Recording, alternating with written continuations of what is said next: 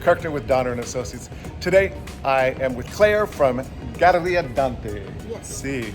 And so, Galleria Dante is on Basilio Badillo in Zona Romantica, 269. 269, yeah. And it takes up the main floor, right? A few little Main floor, stores. and then there's a lot decorating the second floor, which is the restaurant, all the way up to the third floor. Right, and the restaurant is Vino Dante. Vino Dante, yep, So, Divine Dante.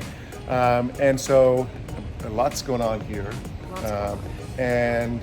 But that wasn't always the case.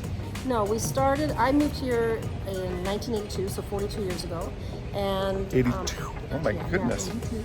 And then I met my husband here in 1986. I was working at La Bistro, which was a wonderful jazz bistro on the island, which is going to be reopened again soon. Anyway, we met there, and in 1988 we opened our first restaurant called Pizza Joe's in this space on the ground floor here. It was lovely around a big pool. And then it just sort of evolved. And then in 1995 we decided, you know what, we needed more time for family. So we closed the restaurant and went 100% gallery. And then 11 years ago, our daughter, after studying wine and culinary, moved back from Vancouver and ended up putting a restaurant in upstairs called the Vino Dante. So we do weddings and events together, and it's continuing to grow. And you have the rooftop as well.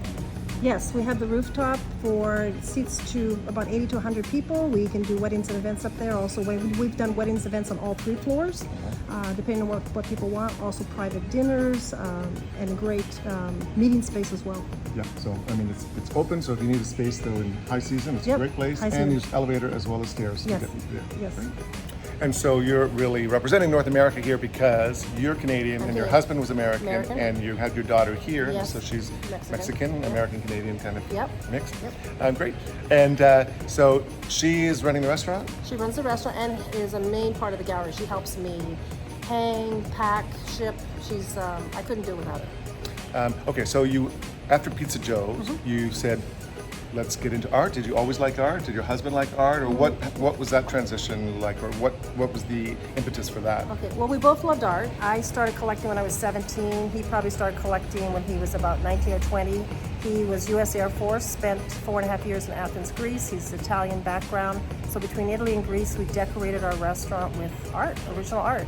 Everybody wanted to buy our art, and I always tell the story how we purchased a small chalkware bust for $100 at a sideway antique store in Michigan, and we were offered up to $4,000 or $5,000 for that piece. So we thought, you know what? We don't want to sell that. We don't want to sell the items that we've collected. So we decided let's go gallery. We can put in and start with just what we love, and from there it will grow. And that's what happened. Right, it certainly has grown. So I think it's certainly the largest in Zona Romantica, anyway. Largest in Puerto Vallarta, and over 60 artists.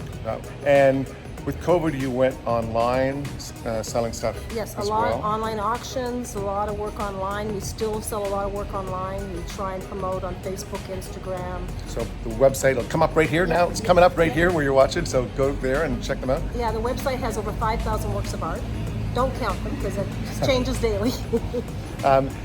Do you have a favorite piece of art that you kind of I have my here? favorites. I guess I still think I'm really attracted to the classics but I also love expressionist work. Artists like Yvon Genet, Nina Magana. But my favorite 3 probably artists are Guillermo Gomez, sculptor, Oscar Zamaripa, sculptor, and Israel Zapata, painter. But I have many other favorites. Now you have Canadians, Americans that you feature here, and many Mexicans you feature as well. Out of the 60 artists, 85% are Mexican, but I also have 7 French artists, a couple Americans. Some have been here as much as 50 years, so I consider them almost Mexican. Now, you usually sit in the chair, kind of, people probably recognize you, so say hi to her when you're walking by, or come in and buy some art, or when you're here, take people in. When you have friends here, rather, come bring them in and show them around. You're part of the art walk, and that's Friday nights? Friday nights in season. Usually every second Friday, those will be listed on the website as well. Just want to point out too, we have happy hour every day from 1 to 5 in the restaurant upstairs, and we have air conditioning, and we also have an elevator. Yeah, for those of you that didn't know, they put in an elevator. I know I have to reach out to some people who say, I can't go up the stairs there because the restaurant's on the second floor. But there's an elevator, not where the staircase is to the restaurant, but you come through the gallery. So the gallery's open until what time? Till 5, and then they have a side door they can bring people across after hours to use the elevator. Okay, so yeah, even if it looks closed, tell them you need the elevator if you're in a wheelchair or and can't make the stairs. And they'll take you up to the air-conditioned room or sit and overlook the gallery. Look at, you'll probably see some pictures of me showing this now. It's beautiful. I send people here all the time, and they're like, we just sat overlooking the gallery and the plants and the fountains and the trees, and the art is so beautiful. It's really like you're in another world, a little oasis here. It is, and that's what our restaurant always was too. People walk in and go, they walk off the street and they go, this is an oasis, and it kind of still is that. And right now there's tons of hummingbirds, so if you're a hummingbird lover, come sit and have a glass of wine and watch the hummingbirds. Right. 1 to 5? 1 to 5 happy hour. All right. Monday it's through not 1 Saturday. yet, but I'll wait till 1 o'clock and go. You came from Spalding, Saskatchewan, a little town that you were born in. Very small. And then you went to Saskatoon, you said? Saskatoon to college. And then came here right after? Or? Know that I worked in computers and was bored, so I came to Mexico. Okay. And And I'm why not bored. Vallarta? It was just flip of the coin. The travel agent said Hawaii or Mexico, and I said, let's go to Mexico. And then what was it that made you stay? I stayed because it was a little bit country, a little bit city. After growing up on a farm and having lived in a city of a couple 100,000, Vallarta to me was a mix of both of those things. And I was able to, when there was no running water for a month or no electricity for a month, it was easier for me, I think, having grown up on a farm to deal with that. So that's what it was, and it still is. I mean, the people here are beautiful. I mean, some of my next door neighbor, 94 years old. I've known her since I moved here. Well, yeah, and you've seen the city change a lot, obviously. A lot. But you know what? It's growing. It has growing pains, but I think it's still probably one of definitely the best beach town in Mexico.